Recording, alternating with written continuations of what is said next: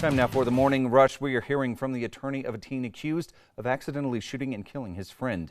14-year-old Porfirio Brown was on trial for shooting and killing 13-year-old Amber Archuleta last year.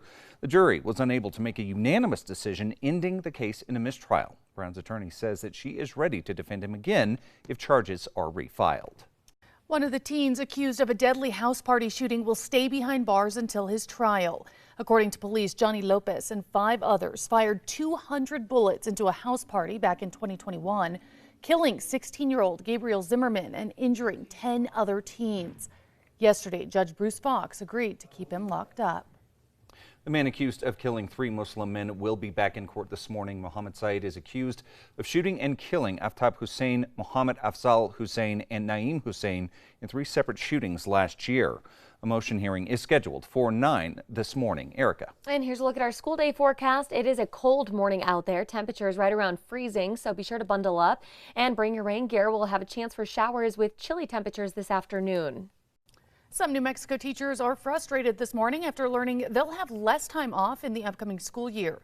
All schools will now be required to have 180 instructional days a year. The teachers union says this change in time off will drive educators out of the profession. The governor has issued more than 80 line-item vetoes in this budget, including one aimed at helping lawmakers figure out how much money to allocate to schools. The governor also struck language requiring CYFD to report to the legislature.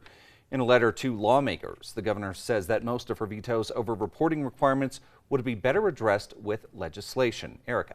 And here's a look at our threat index. It is higher today as we'll be seeing some snowy roads in spots in the Northeast Highlands this morning, along with rain and snow showers throughout the day. The Bernalillo County Sheriff's Office is cracking down on speeders across the metro with a recent traffic operation resulting in more than 100 tickets. In a one-day operation focusing on vehicles traveling east on Paseo between Rio Grande and I-25, deputies stopped 60 drivers, issuing 107 citations, more than half of those for speeding.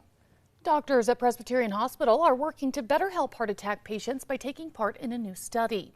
The research will examine how much a heart pump benefits those who experience cardiogenic shock. That's a life-threatening condition where the heart does not pump enough blood to the body. Only 50% of people with these complications survive. Erica. All right, a check on traffic. The maps are clear, no accidents or slowdowns. Here's a live look over the Big I. Typical slowdowns for the exit lanes, but everything else is moving up to speed. Take a look at this. A golfer on the links of the Heritage Golf and Country Club near Melbourne, Australia, was stunned when a mob of kangaroos suddenly invaded the fairways, bouncing along the grass. The club, they say, will now erect fences instead to keep out the marsupials. Yeah. Time now for the 5 facts. At number 5, doctors at Presbyterian Hospital are working to better help heart attack patients by taking part in a new study. The research will examine how much a heart pump benefits those who experience cardiogenic shock, a life-threatening condition where the heart does not pump enough blood to the body.